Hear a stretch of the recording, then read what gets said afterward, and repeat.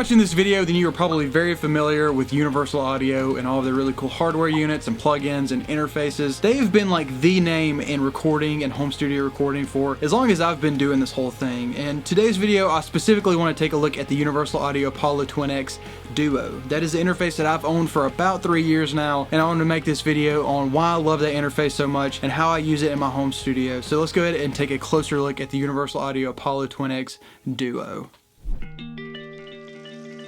Okay, so this is my Universal Audio Apollo Twin X Duo. Let's take a quick look at the back first. On the back, you see that we have two preamps right here. These are unison preamps, which allows them to basically emulate several different types of preamps from like Neve, API, Manley. Then right beside the preamps, you have the monitor left and right outs, and then a line out 3 and 4. These 3 and 4 can be used to send out to hardware gear or to hook up an extra set of monitors. Right next to that, you have your Thunderbolt 3 input. Pretty much everything you do in the Universal Audio world is near zero latency because of that Thunderbolt technology, which is really cool. Even while you're tracking through plugins, there's like no latency at all. If we look at the front, we have this button right here. This is our preamp button, and this is just going to switch between which preamp we're using. And right beside that, you have your input. So that's changing it from a mic input to a line input on each preamp. And then you can gain up your preamps with the big knob in the middle. Right beside the input button, we have a high pass for whatever your preamps are. So I'm not sure what the cutoff is there, but it's basically just rolling off some low end before you record. You have your phantom power if you need to power a condenser mic or something. A pad that will automatically pad whatever the input is. And then a polarity switch right there if you need to switch your phase. And then a link, which will link both of them to make it just one stereo channel. So then if we take a look, if we press this monitor button, you'll notice that that is changing the options that we have down here at the bottom. If this monitor button will also switch between your monitors and your headphones, and then you can just gain those up respectively with the big knob in the middle, and it will retain whatever value you left it at. Let's take a look at these bottom buttons. We have a dim switch, which is just gonna, I think it's probably like 20 decibels or 10 decibels, I'm not sure, but that basically just like temporarily makes whatever you're listening to quieter by like 10 to 20 dB. I'm not sure why, but this usually lights up right here. That's a talk back button that is actually really helpful if you're recording somebody in the home studio who is using maybe like inner monitors, or maybe they're actually in another room and they can't really hear what you're saying. That talk back button is really, really cool for that. This next button right beside the dim button, I don't have this set up at the moment, but that is an alternate button. And basically if you have an extra set of monitors plugged into this line out 3 and 4, that alt button will let you switch between monitors. And then this mono button will sum your whole mix to mono. That only works on your speakers, that does not work on the headphones. And then this mute button also only works on the speakers, not on the headphones, but that will just mute whatever you're listening to for the moment. Yeah, super cool, super sleek, very useful.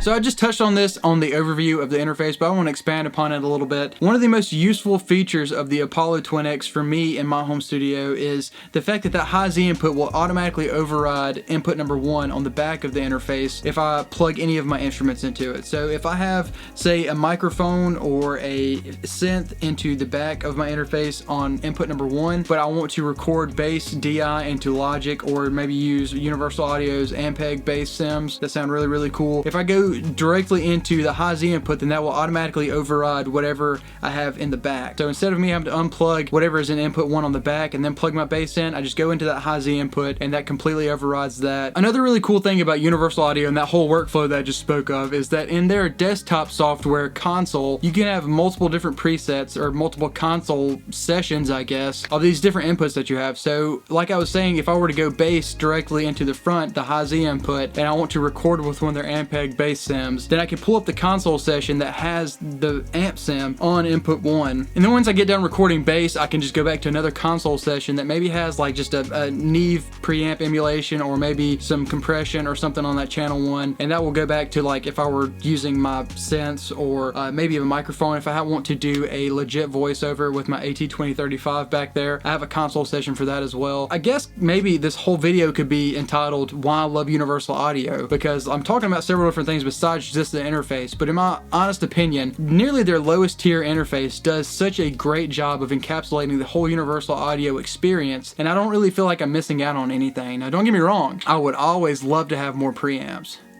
but in this case, I really don't feel like I'm missing out on anything, and I feel like the Universal Audio Apollo Twin X Duo is doing a great job in my home studio setup at the moment.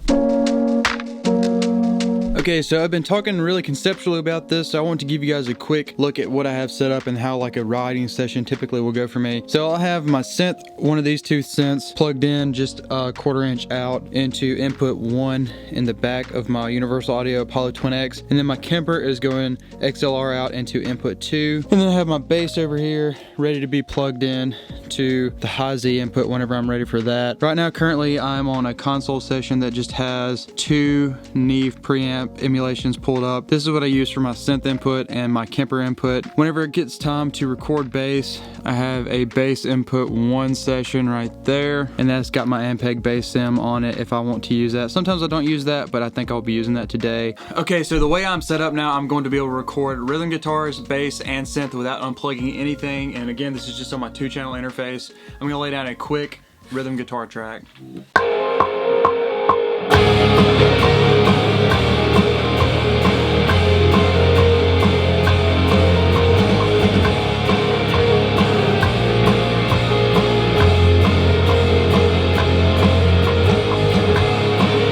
Let's move over to synth. Again, I have not unplugged anything or had to plug anything in. We're going from my synth into the input number 1 of the Universal Audio interface.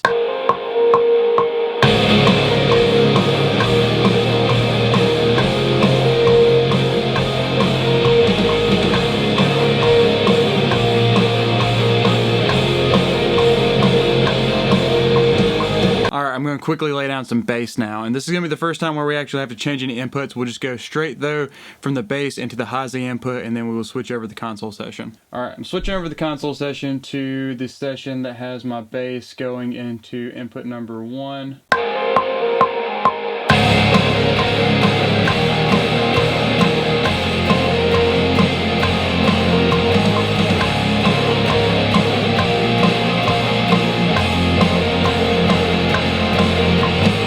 That's basically how I use my Universal Audio Apollo Twin X, and I don't have to do really any unplugging at all. I just have to plug into the high Z input whenever I'm ready to record something DI straight into that, and it works for me at the moment. I hope you guys have enjoyed today's video. If you're using any of the UAD interfaces in your home studio, please do leave down in the comments below how you have learned how to maximize your ins and outs on your interface. I would really love to hear from you guys on that. Again, if you enjoyed today's video, please do hit that like button as well as the subscribe button, and I will see you guys in the next video.